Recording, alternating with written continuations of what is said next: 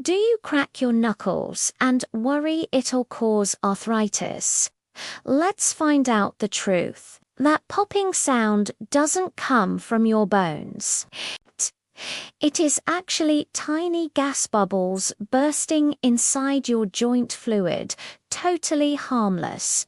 People used to believe cracking your knuckles damaged cartilage, but science says otherwise. Multiple studies show absolutely no link between knuckle cracking and arthritis.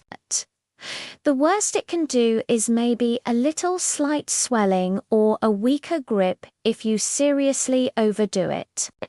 So go ahead, crack away, it is harmless.